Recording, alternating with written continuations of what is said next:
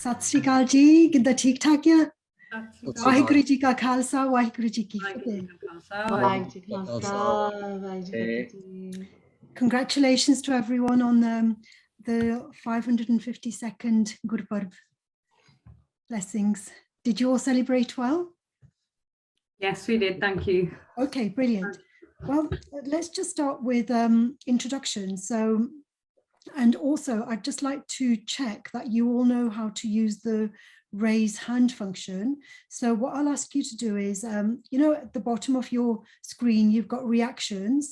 If you could just click on reactions and raise your hand, and I will then know that each one of you knows how to use that facility, because when I'm calling on you to make a comment, it's always much better if I go to the person who's ready with a comment rather than picking on somebody cold. So first of all, introductions. My name is Jasveer and I work as an educator in Birmingham. So let me go to Rajnarinder Kaur ji. So could you tell us where you are and what you do? Sure. Vaheguru Ji Khalsa, Vaheguru Ji Fateh. Name is Rajnarinder Kaur. I live in Monroe, New Jersey. And I guess I'm a finance Wall Street individual, professional, working in that sector for quite some time, and recently just made the change over to education. And now I'm teaching in the business school over at the university here. Thank you. Nina? Nina, you're on mute. Oh, yeah. My name is Nina Kaur. I'm from Walsall in the United Kingdom, and I've been a secondary school maths teacher for 13 years now. Right. So Bhavdeep Singh ji, you're next up in the list on my screen here. Sure. Good morning, good afternoon, and Guru Fateh. My name is Bhavdeep Singh, and I am based in the US on the East Coast in New Jersey, not too far from Rajnarinder Kaur. And I am worked in different corporate environments between India and the US. And pleasure to be here this morning. Thank you. Brilliant. Thank you. And Dharan Singh ji. Vaheguru Ji Ka Khalsa, Vaheguru Ji Ki Fateh. I'm from Birmingham, UK, not too far from Benji Nina Kaur. And I also run my own immersive technologies business, and we are currently starting up another department for educating young people at schools about immersive technologies. Okay, brilliant. Well, thank you, everyone.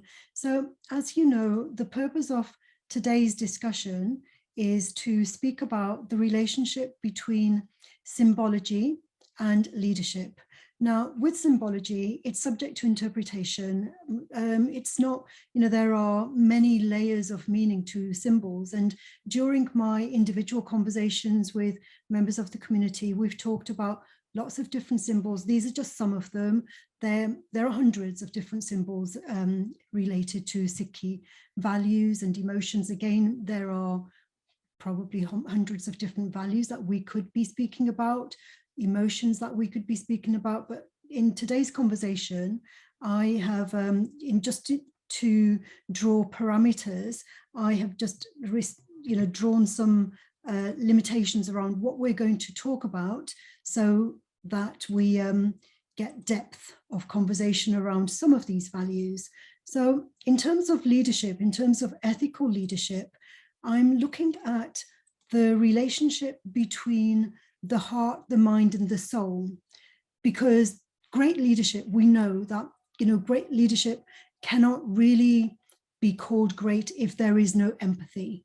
And very often leadership is a kind of innovation. People are doing some, either expanding boundaries or doing something which is furthering or advancing the cause of the community. And there is also this element of prestige, which I will explain later, because prestige can, again, it's subject to interpretation. What exactly do we mean by prestige? And as I say, I will draw on that later on. But let's start first of all with the first part of the discussion, where we'll talk about the relationship in leadership between kinship and leading others. Sometimes it's very easy to feel a sense of empathy with those who are very similar to us. But when we're working in diverse communities, and I know that each one of us on the call here today, we live in communities, in cosmopolitan cities. And so we're not necessarily working with people who are always in alignment with our values. So we're working with a diverse range of communities. How do we balance, using the symbology from our traditions, how do we balance this sense of kinship and also humanitarianism, embracing the others? So if I could just ask you to raise your hands so that I can go to the first person who's ready to make a comment about this. So the question is just about, how do you use the Sikh tradition, our values and our principles and the symbology associated with it, to weigh up, or to balance how we embrace the others, and also how we gain the respect and the trust of others? Nina, go ahead, please. Yes, thank you, Jasween. Thinking about it going God, that sort of symbolism of, there's only one God, and in Sikhi we look at that as though we're a part of that one light and one jyot.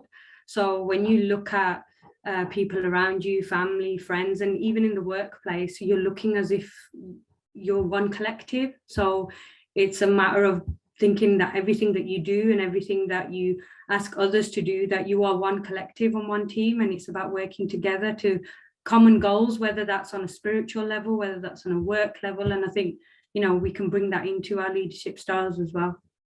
And I know that you work with in a school which is diverse, and not necessarily, you may not share values entirely with the students that you teach, and yet they trust you, yet they know that even though you don't share their faith, they are willing to allow you to lead them.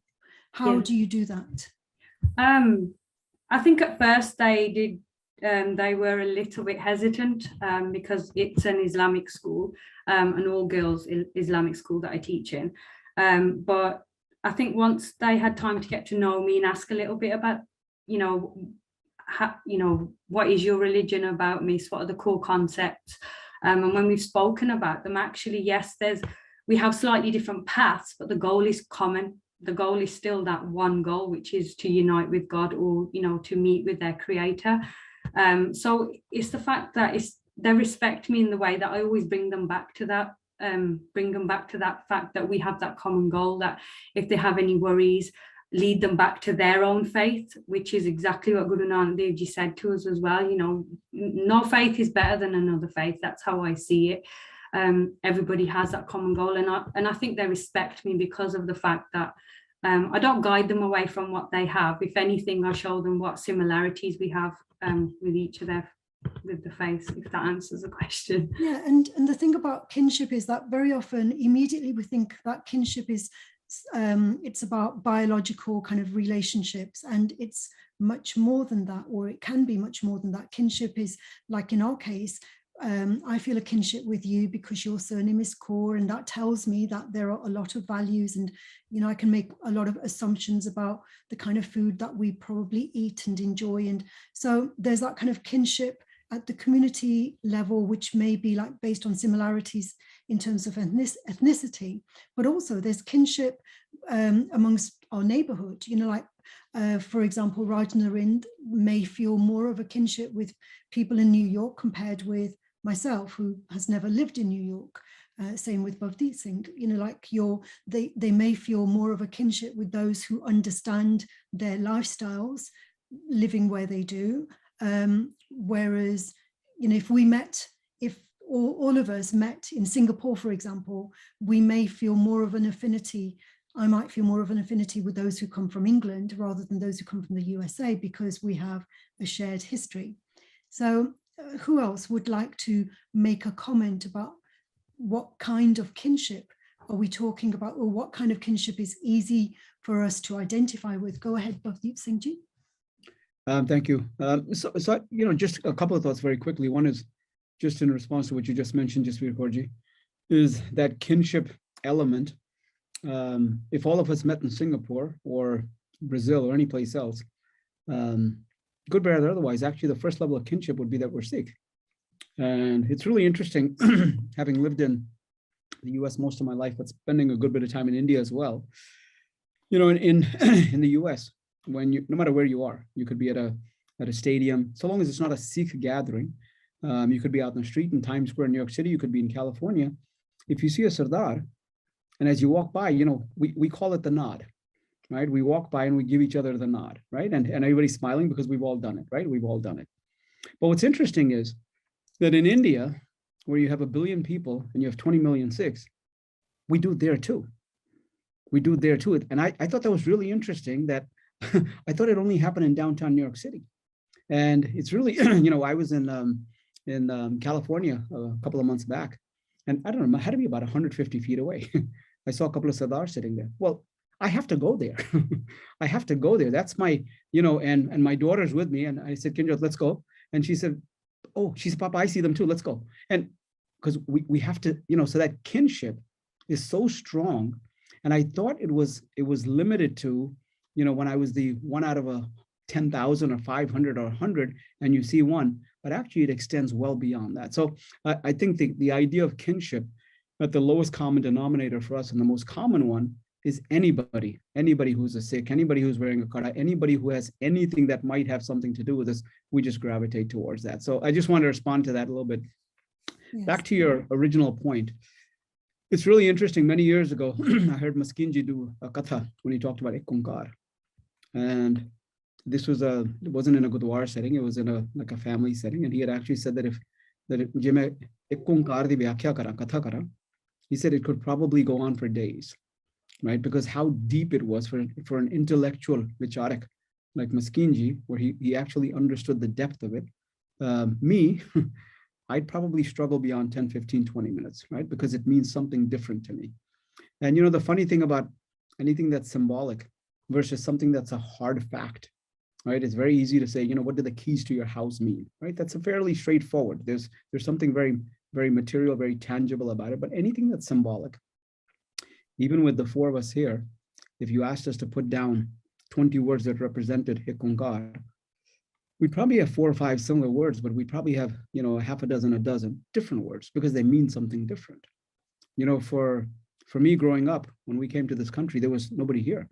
It was us, it was Rajner and his family, and a handful of other Sikhs. And so Ekunkar actually meant family. It meant foundation, right? Because anytime something would happen, my mother would rub her hand over my forehead and say, Ekunkar, Satnam, you know, and so that's what Ekunkar represents to me. And because your question is such, and I thought about your question quite a bit. I thought about, and I actually looked it up, right? I mean, here's a Sikh Googling Ekunkar. You know, what does it mean? Because I'm thinking, but I keep coming back to the personal experience. And, you know, because of Sikhism, because of the crazy world we live in today, right? Whether it's economic, whether it's climate, whether it's COVID, whether all these things that are going on, the one thing that I think holds us in some level of stability, is our relationship with Sikhi. And for, you know, your question is such a simple one, yet very deep around the symbolic effect of it. For somebody like me, it comes down to family, home, upbringing, and some level of stability versus Maskinji, who could talk about it intellectually and spiritually for days and days. For me, it's fairly simple and something that I would sum up around my personal experience around family and what really keeps me grounded. That's true. And as you say, Bhavdeep Singh Ji, there are so many deeper and deeper layers that, you know, somebody who is a scholar in these would spend days talking about it. But at the level that we're talking at the professional level, we can think about it as like, who do we feel is part of our family, and who do we feel is the other? Is like, we can invite them into our family as a guest, but if they stay more than 3 days, we feel uncomfortable. We feel like, you know, we can't talk in the way that we normally talk with our immediate family. These are guests, and so we're kind of on our best behavior, we're being polite.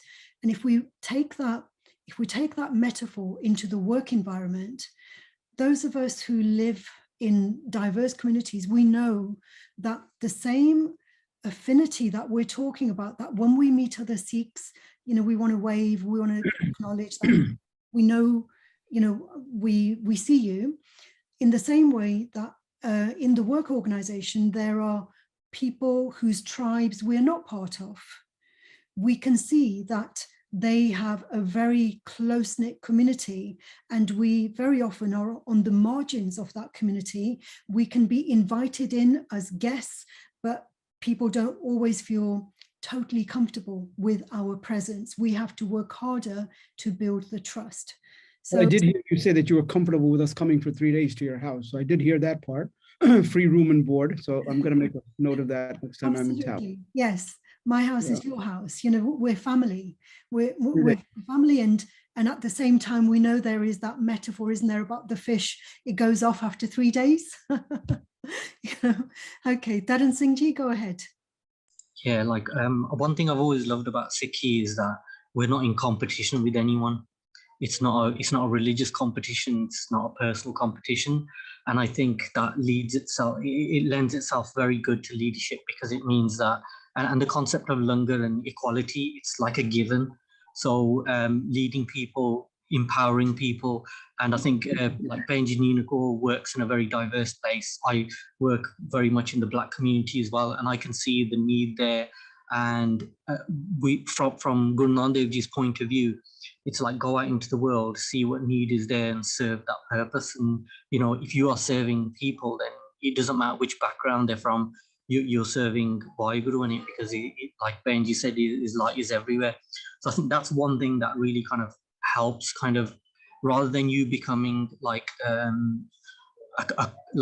competitive sort of, you know, it becoming a competitive thing, it becomes more of a sort of like a selfless sort of, and I found in leadership, empathy is really quite powerful. Actually, I didn't realize how much until I started to run a business. Being able to relate to people and understand what their needs are, and being able to fulfill that need is a really important, you know, concept in business, because if you can provide something that people need, then they will buy it from you. And so I found that being able to speak to clients, speak to people around, and very quickly I've been able to make good relationships, like not clients, but good relationships with people, where, you know, people, when you make relationships with people, that's like a long-term, mutual benefit to all parties, rather than it just being sort of a transactional, sort of thing. And we tend to kind of have those relationships with similar-minded people who are sort of universal, believe in equality, and want to do good in the world. Thank you very much, Daran Singh ji. And Rajnarind, I will come to you next with this question. Yes, I see you have your hand raised, but you see, Daran Singh is a creative person, and I feel a lot of kinship with those who are creative. And the reason I said I'll come to you, Rajnarind, next is because I've had a conversation with Rajnarind where I have spoken to her about the fact that for 5 years, I've been organizing creativity conferences, and I was never able to attract anybody from the Sikh community, even though I invited them. I invited people from my network from the Sikh community. No one was attracted. And it was only when I started to do these leadership conferences based on Sikhi that I've been able to attract people like yourselves.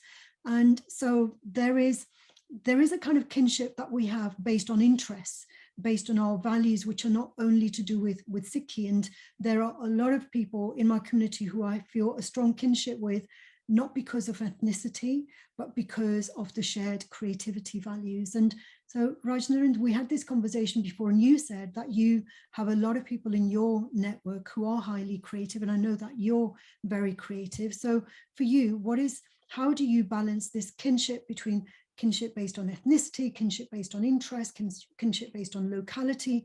What kinds of kinship do you prioritize in terms of your leadership as a professional? Sure. I'm going to actually combine some of the things that I was going to say before. I've been, I think, very fortunate. I have moved and grew up here in the States, so my entire world has not been Sikhi. My best friends are not Sikh. My students are not Sikh. My coworkers are definitely not Sikh. I was the only Sikh, or one of the only Sikhs in the finance world at the time when I started. So I think for me, the opportunity has been beyond Sikhi.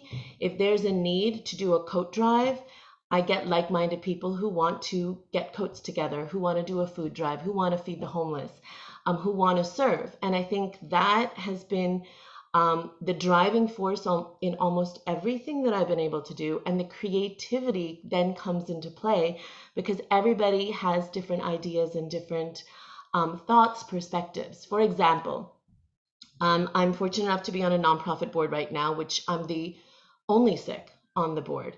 And we're running a student scholar program. And in the student scholar program, we have people from all diverse communities with just the idea or the concept to plant the seed of philanthropy in youth so that they can travel that or keep that with them and travel that throughout their life. So that seed is planted, it grows, it goes into other organizations, into other communities.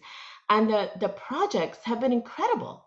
Something that I, within my little world, would have probably limited it if I gave the project to the students. So I think what I found is that when you open up your mind and you open up more than just our little kinship or our little world. I've never kind of gravitated only towards Sikhs. It's just not me.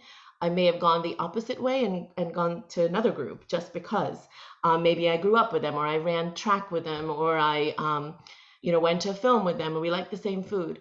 It's not based on our outer appearance.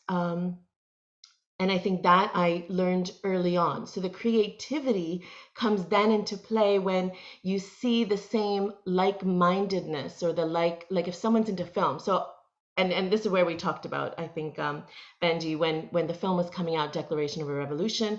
We recently just did another one. It's airing tonight, premiering tonight in the Sikh Lens Film Festival. It's all about Seva.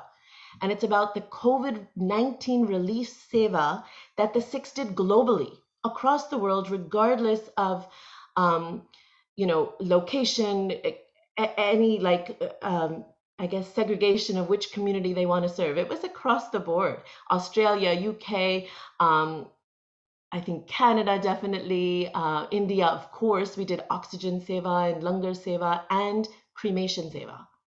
So there's so many opportunities for the creativity. We're just starting to, I think, kind of delve into it. And people are, I think the mindset of individuals, at least in the States, is not now just doctor, lawyer, engineer. It's kind of like, oh, you can go into film and you can make a career into that. So I've been very fortunate, I have to say. And I think I have moved into different areas. Even within my students, I'll say that something that Tarunveer said is around making that connection. I have all seniors. My courses are required, so they're graduating, and MBA students as well. And some of them, I'm in a very white university. And when they see me, I get the reverse discrimination, I guess, in a sense, that they look at me first until I open my mouth. When I open my mouth, they're like, oh, wow, she doesn't have an accent, or, oh, she's pretty cool. Connecting with each of those individuals has been amazing, because I've been able to find something or another, whether it was track, whether it was sports, whether it was me helping the veterans, and now I'm serving a veteran by teaching him. And just for me saying thank you for your service was enough for him to open up, and now he's like kind of given me his whole story. So I think that ways, the methods, the creative methods of connecting with people is what we need to focus on. Yes, that's very, very interesting. And it's that, it's that when you said you walk into the class and it's not until you open your mouth that they feel a bit of, they can relate to you because your accent is the same as their accent. And so there's that level of affinity as well. I think that there has been research to show that when people have the same accents as them, they feel it's easier for us to trust them because they speak in the same way that we do, regardless of how they look. I mentioned that because here in England, we have a lot of Eastern Europeans, and then it's like, well, there's that race, even though it's in terms of appearance, they look the same. I have a friend who's from Russia, and she said that people, like, she's part of a neighborhood community, and she said that everyone is kind of great until she opens her mouth and then she comes out with this Russian accent and they think, oh, we thought she was white. See, so she loses her whiteness when she opens her mouth and speaks with an accent. And so that's interesting as well. Does anybody else have any comments on that before we move on to the next question? Go ahead, Dharan Singh ji. Just quickly wanted to say, like, if we look at Guru Nanak Dev Ji's example, how he traveled far and wide, and he was sort of like an everyman. He could get on with any community and any person. And I think that, the Gurus have sort of given us that sort of warmth and openness and empathy to be able to sit with anyone and eat with anyone and make that connection with anyone. And I think that's really powerful. Like, yeah, I've seen, like Benji was saying, like amazing connections with people from completely different sides, different backgrounds and different sides of the planet, but just amazing sort of, human connections with people, long-term, like, lifetime connections. Yes, and those connections are based on the heart, because when Rajanan, you said to your student, thank you for your service, it's like making a heart connection, isn't it? And so leadership, it's not simply about our behavior, it's about our feelings as well, isn't it? It's feelings, and so it's a mixture of like what comes from our heart, what comes from our soul, what comes from our mind, the words we use. Absolutely. Sorry, just one quick comment on the whole the idea of Seva and what's happening.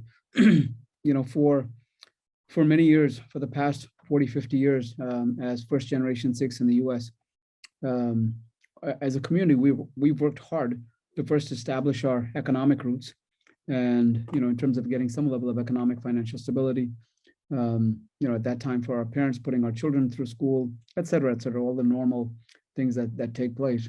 And then over the last 20 years, we've seen organizations like the Sikh Coalition and SALDEF and organizations like that, United Sikhs, that have done a great deal of work around educating people in terms of what Sikhs are. And to both your points, what Rajnaran mentioned, and just Veer Kaurji, what you just mentioned about your Russian friend and or Rajnaran herself, is that when you open your mouth, it's like, oh, I still, in 2021, you still get asked, question, oh, do you speak English? And so that type of thing, that type of stereotype. But what's interesting is that as hard as we've worked, and as many efforts as we've had, as many jakaras as we've given, right, in multiple places, it's actually what's interesting is that the most effective tool, weapon, whatever you want to call it, is actually turning out to be Seva. Right? The whole idea of Seva, and whether it's what's happened with COVID, quite honestly, any disaster anywhere in the world, the community is the first. The Panth is the first people, among the first people to show up. And it's ironic that we spend so much time doing this, about with all these bullets on it, which is look, that's the spirit of Chardi Kala, but it's interesting that the common language from a humanity perspective is Seva, right? Which is which Dharan Singh you just mentioned around the message of Guru Nanak around humility.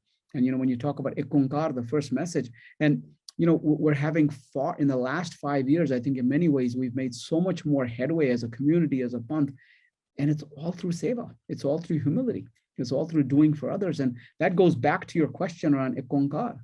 And what does that represent? And so I think it's ironic. I think it's interesting that we've been pushing, and it turned out to be not the push that mattered. It was the pull around bringing people in and supporting them and serving them. So I think there's so much irony there in terms of the approach we've taken and what's turning out to be a game changer for the community and what's probably going to continue for the foreseeable future. Okay, thank you very much, Bhavdeep. Nina Korji? Nina? Yes, sorry. Just building on what Bhavdeep Singh said about the seva being the ultimate thing that's really helping us and being that common language. What just came to mind now when we were talking about it was that when we do camps for Vaisakhi for the children, we talk about the Panj Pyare and we talk about the names that each Panj Pyara has got, and we talk about the importance of the significance of the order of those names as well. So by Daya Singh is that compassion, so that empathy, compassion, and you need that to do that seva. And then comes dharam. Like your faith doesn't come until you've got that compassion. That's why it's ultimately the first thing that we need to have. And back to that oneness and that ek onkar, and you know, that light that we're all a part of. Yeah, absolutely, because some people value courage very highly, and if you have courage without kindness, ruthlessness, and then comes the courage, then the steadfastness, and then the sahib, then the leadership comes after. All of those qualities have to come into place first. So I think it's a really good one to have started the discussion with today as well.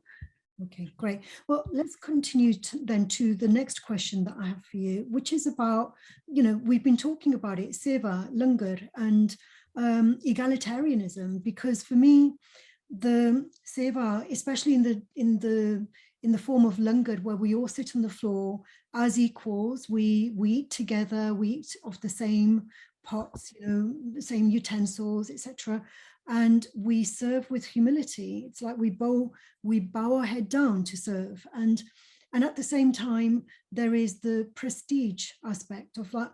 You know, we believe in egalitarianism, but at the same time we rise above oppression, and we do that in alignment with our values. And for me, like this concept of prestige, it's about influence. It's about influence without domination, I suppose. So it's about influence without authoritarianism, you know, so it's that spiritual kind of influence that comes from the alignment with that power that comes when we're in alignment with truth. So what are your comments on this? Please raise your hand if you would like to comment on the balance between, on one hand, being egalitarian. And, you know, people think that in terms of leadership, very often people have a concept of leadership as though we are elevated on a platform. You know, the leader will be on the platform, whereas the others will be on the ground. And whereas I think that our gurus have taught us to sit on the ground and to form decisions through consensus rather than a dictatorial kind of style of leadership. Go ahead, Nina Kaur. Yeah, I just wanted to build a little bit, Jaspreet, on the conversation we had when we did the one-to-one, where I brought up Maslow's hierarchy of needs, and the basic needs being met with the physiological needs, so like the food, water, and when we talk about langar, Guruji said, you know, bela pangat karni hai, first you need to sit, have langar, get your basic needs met before you come and sit in sangat, for you to then take on the teachings that the Guru has for you. And you know, then the other needs go up to your safety needs, your sense of needing to have that sense of belonging, family and your relationships. And then the top level is that self-actualization, that feeling of like, who am I? What do I have to give? Almost. So if you want to be that leader, if you want your employees to do well or your co-workers to do well and succeed, it's not just about yourself and making sure your basic needs are met. You need to make sure that your team's basic needs are met. So that's why they, to me, ultimately, they fall hand in hand. You know, if everyone around you, their basic needs are met, only then can we then make our way up that hierarchy and make sure that we're good leaders, we're good co-workers, you know, and we work well as a team. Right. And, you know, like earlier we were talking about symbology having numerous interpretations, because for me, langar is, for me, it's never been about meeting my basic needs, because very often when I go to the Gurdwara, I'm not hungry.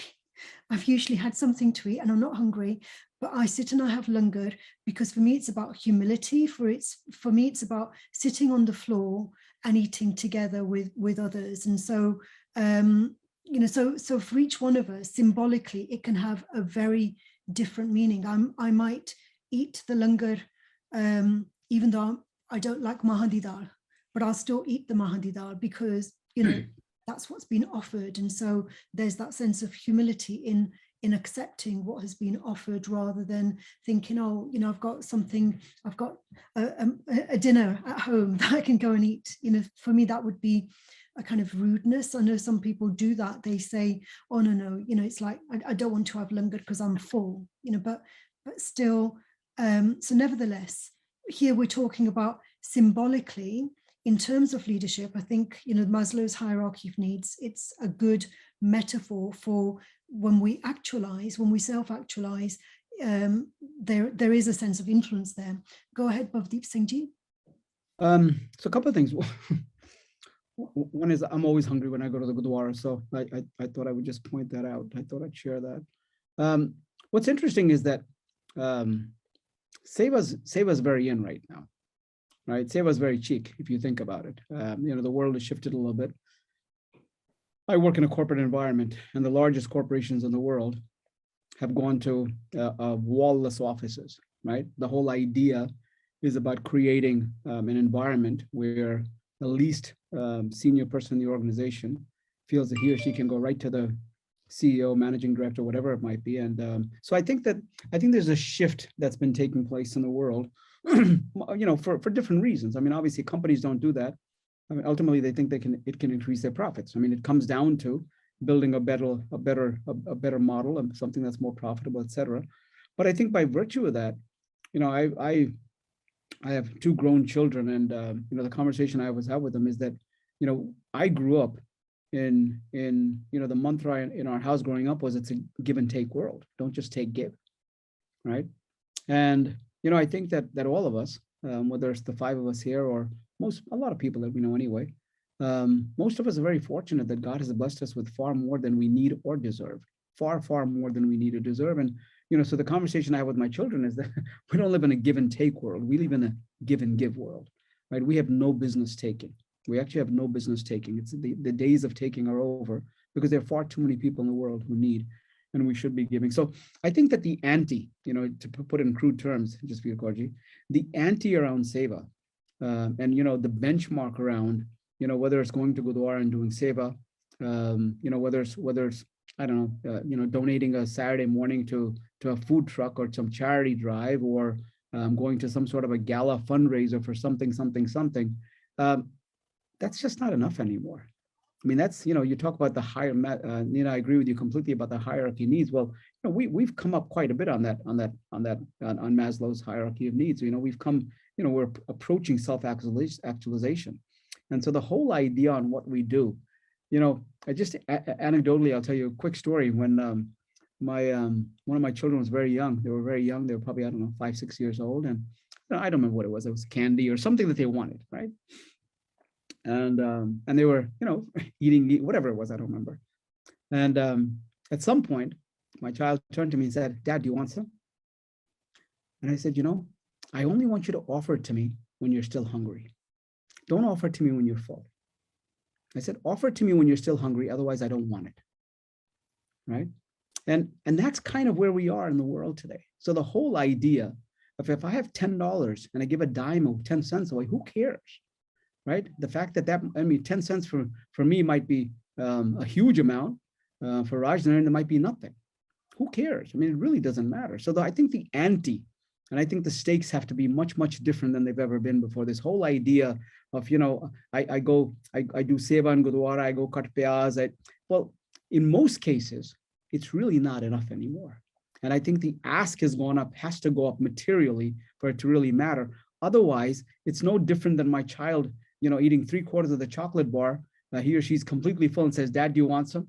No, no, give it to me when you're still hungry. Otherwise, it doesn't count. So anecdotally, but I do think that the ante, and I think the ask, is much, much greater than it's ever been.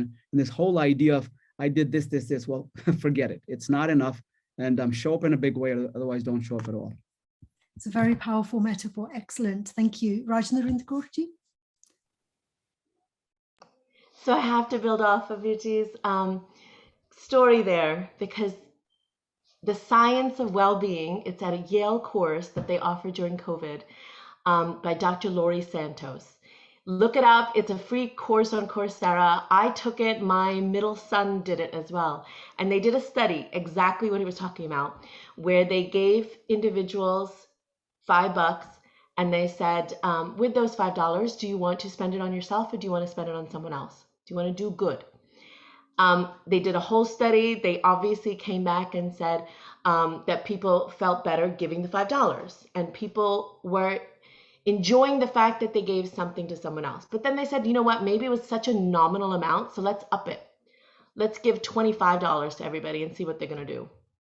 Same study and same exact results. People felt better giving rather than spending it on themselves. And I thought that was the most amazing and powerful story to kind of teach my boys as well, because the act of giving is what Sikhi's about. We always are serving. We're always kind of, regardless of someone's race, gender, age, or any of that, we're embracing all the differences and seeing everyone as one. So to me, when you're able to give, and the fact that when we give and we serve and we feed the homeless and we kind of go out there and do the cremation seva and the oxygen seva, it's that the I don't know what they're called, the feel-good hormones or whatever come out and you feel amazing, right? That's the spirit. That's the emotion that we should always kind of try to attain.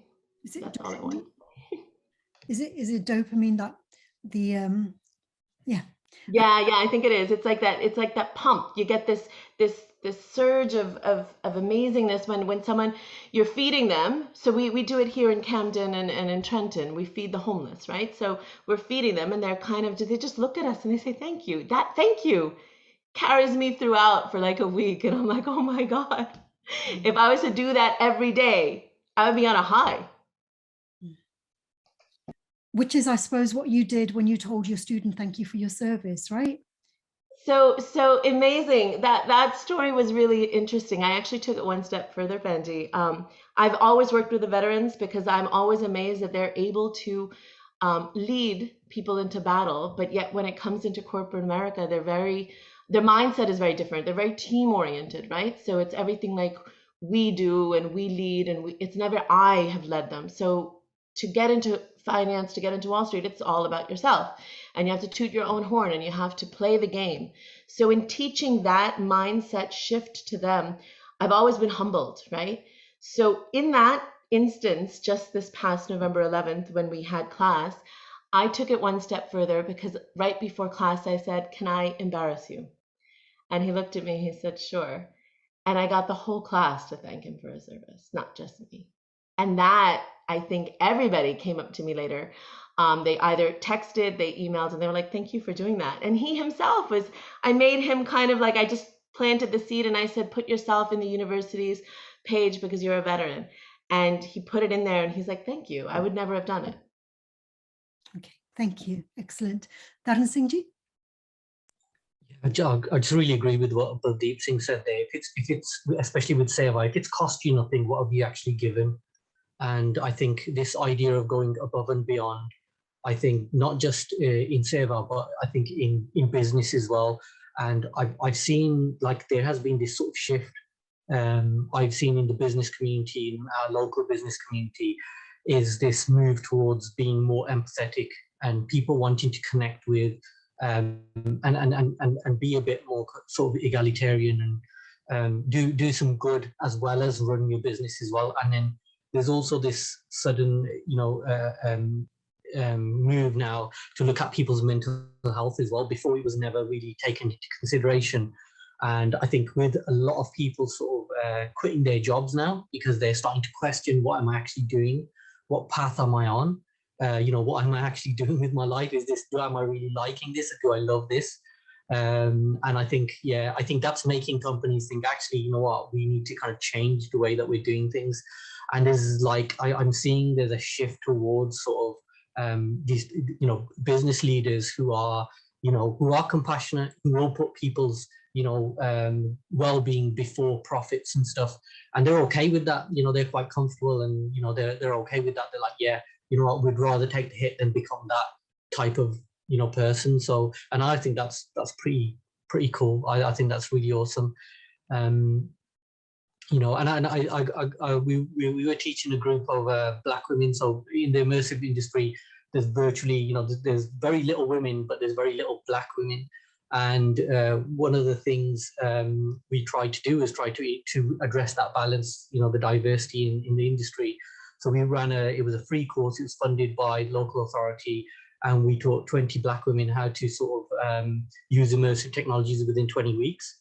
And like we just thought, this is something that we really believe in, that we want to get behind, and we want to make sure that everyone, gets the qualification and passes this and does it. And like we just went all out, did more sessions that we needed to, and then they just asked us. They said, "Look, how come you're doing, more sessions? You're not getting paid for these sessions or whatever."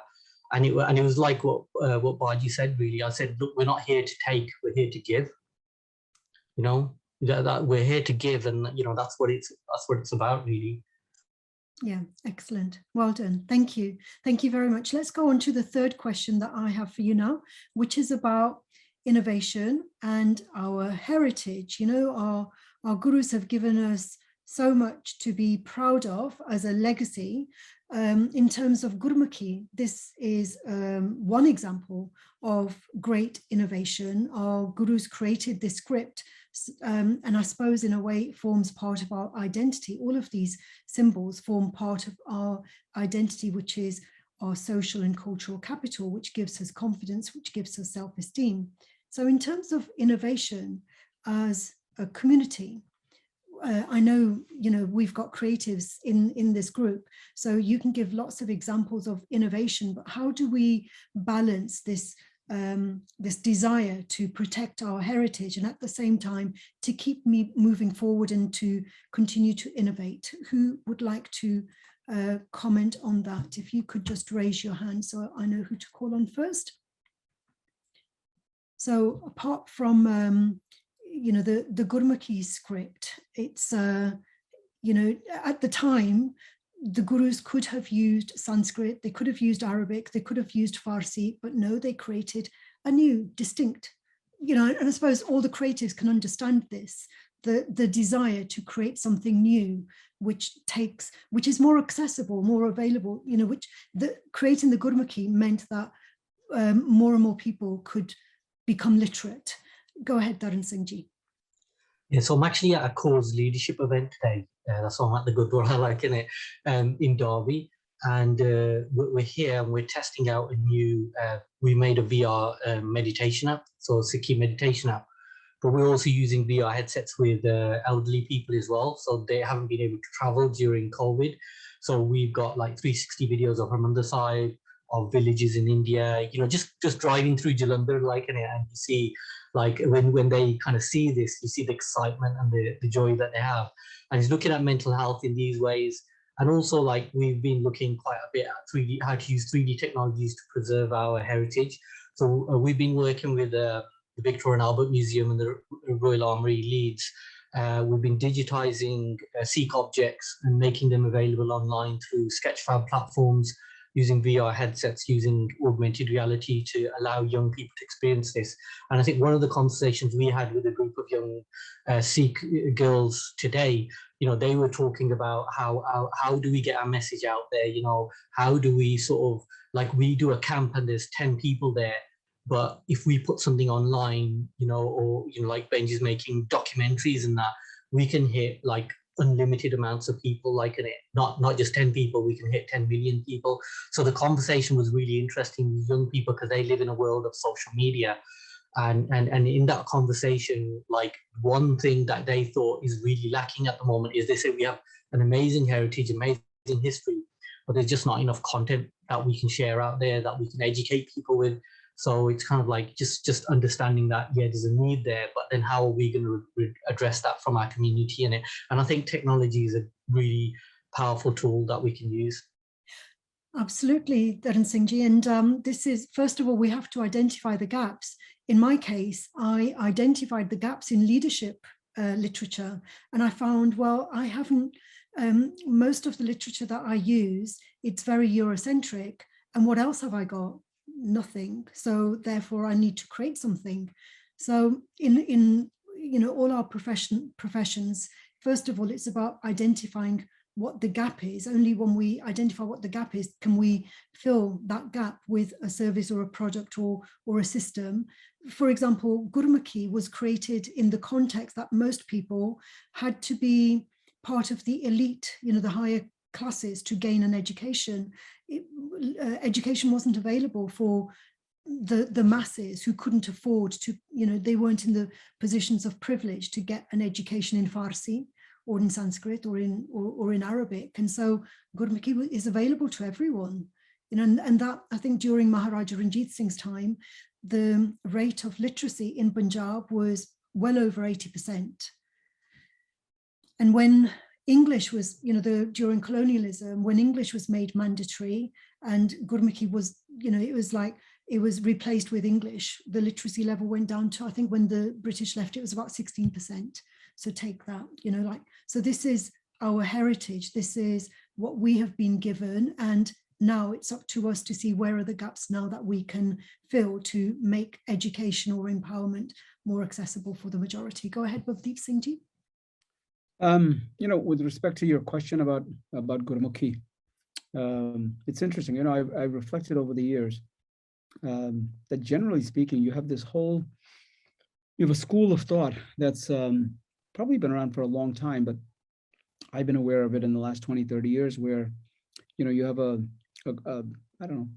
some subset of the Sikh community that talks about the fact that Sikhi was going along just fine till Guru Gobind Singh came along and all of a sudden, imposed all these guidelines and rules, and everything was fine till then. And, that Guru Gobind Singh, he just changed everything, and he was a rebel, and he went against the grain, and et cetera, et cetera.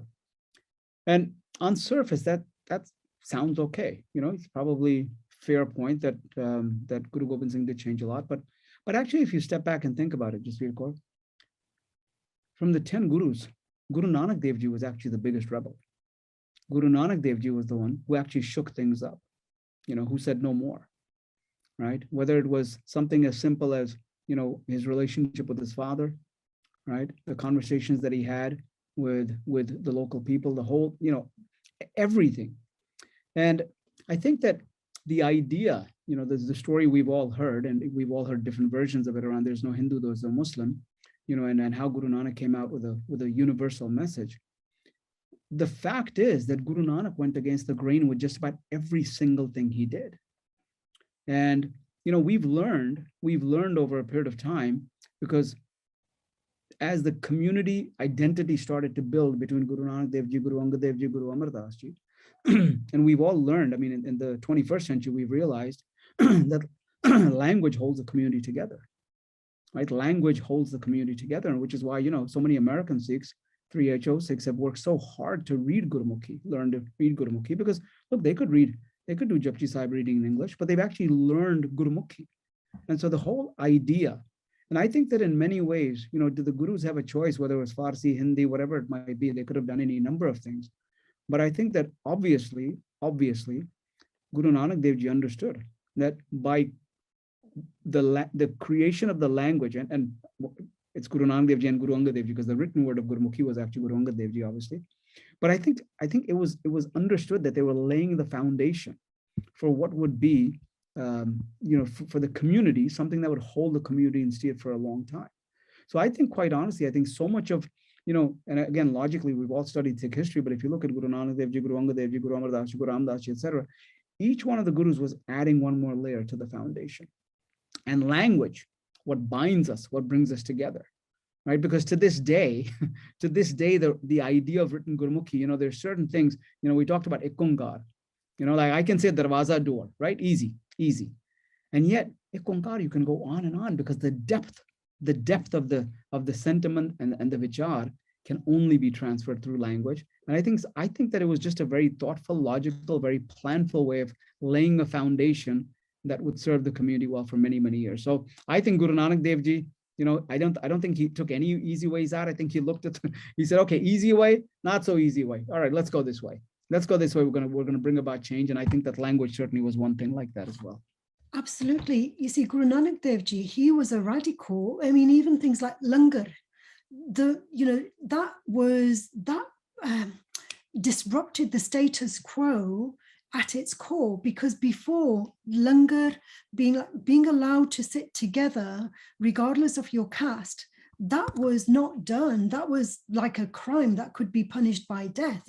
If somebody from the lower caste dared to touch the utensil, the glass that a Brahmin would drink from, even to this day, they still have these very ruthless behaviors to avoid the mixture of like the castes. And so enabling people from different castes to sit together and eat using the same utensils, there was nothing more radical, disrupting the status quo from its very core foundations. And even Guru Gobind Singh Ji, like allowing people to ride on horses. It was only the upper caste that were allowed to ride on horses, but he didn't discriminate. He didn't say, well, if you're from the same caste as myself, you can ride on the horses, otherwise you'll be a foot soldier, and so that was, they were all radicals in terms of like with these small kind of symbolic gestures, they totally disrupted these inequalities, I suppose. Go ahead, Dharan Singh Ji.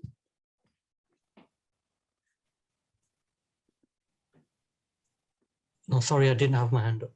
Was it Rajnarinder Kaur Ji? Yes, I would love to step in here. So two things came to mind as Vijay was talking. One was this language, or this, I would even take it one step further and say kirtan. I had the opportunity to be in Brazil for work. And when I was in Brazil, obviously I'm gravitating towards who are the Sikhs down there? Are there any Sikhs down there? And every weekend they would pick me up from Sao Paulo and we would go to Serra de Contorera, where we would just do kirtan. And they were Brazilian Sikhs, and they just wanted to have someone who can pronounce the words, even though I'm not perfect, but I was a little bit better than them. So we can walk through and do Nitnem together. And we would get up at Amrit Vela and do Nitnem, and then we would do kirtan, and then we would have these classes where I literally just did Path with them so they can understand the pronunciation, because they were reading the transliteration in Portuguese. So the level, that language was what brought us together. At one point, I went to dinner and there was someone, a VG from England and myself, and then there was an American Brazilian, right? So she had married a Brazilian, she was an American Sikh. So we were speaking in Punjabi as well as in English as well as in Portuguese through the entire dinner, but we were all communicating, which is fascinating to me.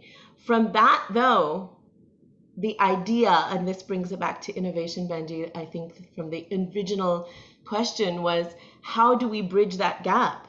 If there is a need, if there is some sort of need, and this is where social entrepreneurship comes into play, to give back. You want to give back to society. So if there's a need that you understand and you see, you have to kind of think out of the box and forget the economic profit and that whole value that you're looking for, and just do what you're supposed to do. Money will come. Money will always come. Within the nonprofit board, I think we have all these grand ideas, and we fed 150,000 individuals by creating these meals. And the budget was crazy. And the non-Sikhs on the board were getting anxious. Like I could see their blood pressure rising on the Zoom. And they were like, how are we going to raise the money? I said, do not worry about the money. The money will come. Just let's plan it and do what we need to do. I recently just completed a run where we collected in 2 months $15,000.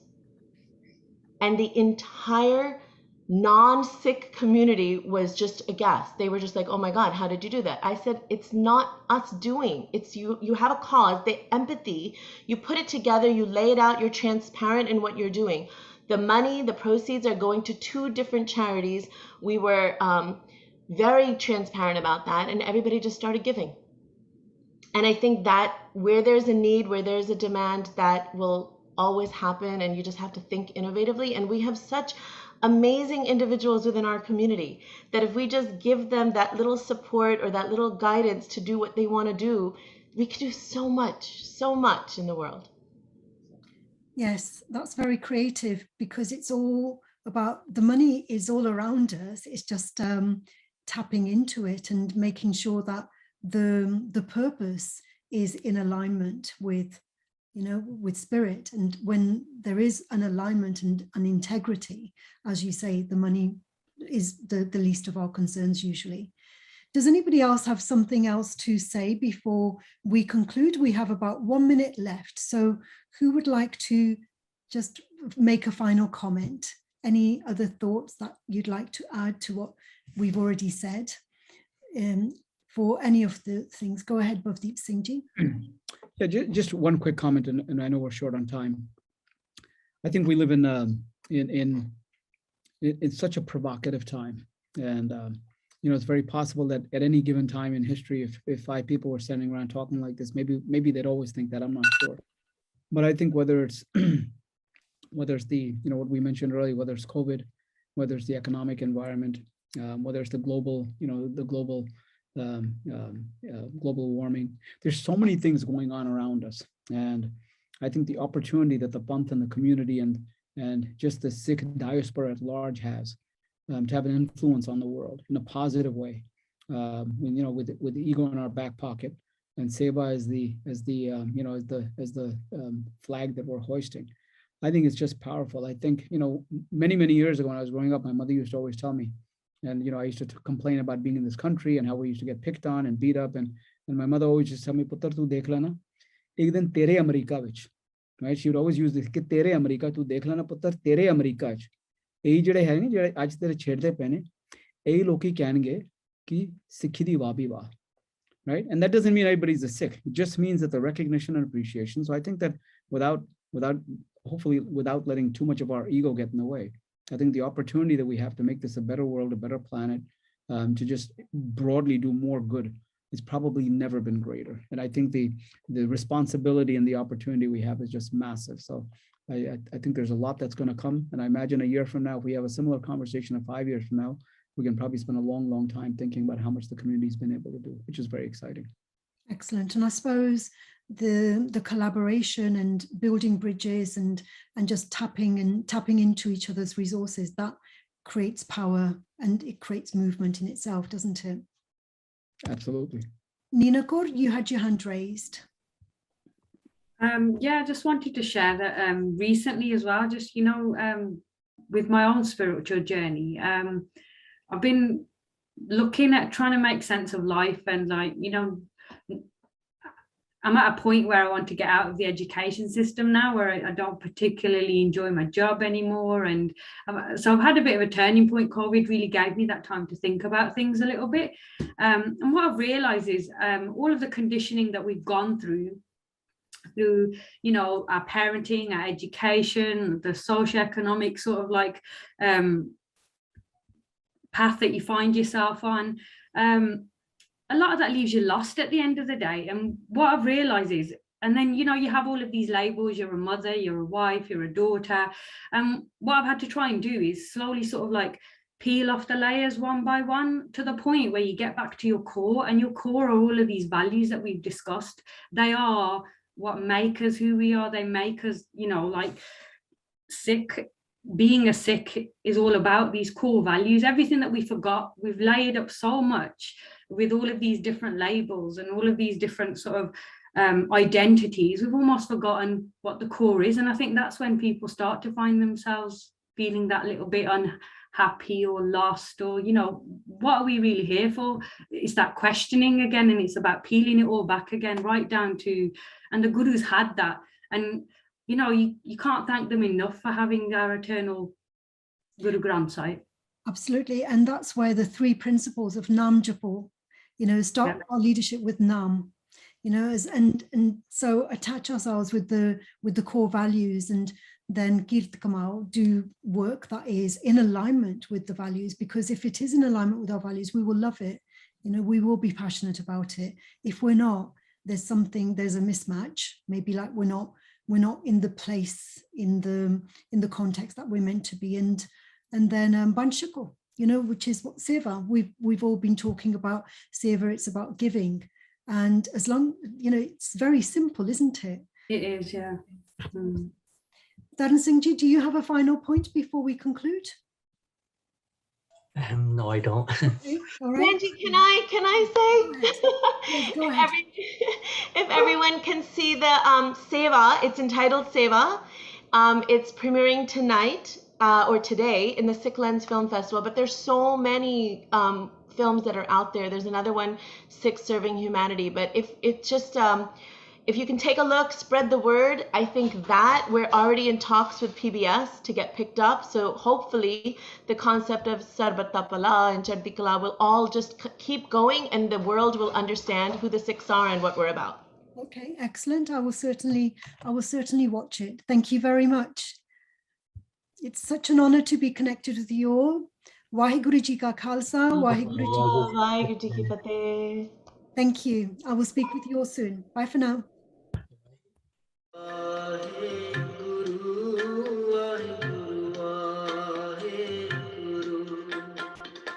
Waheguru,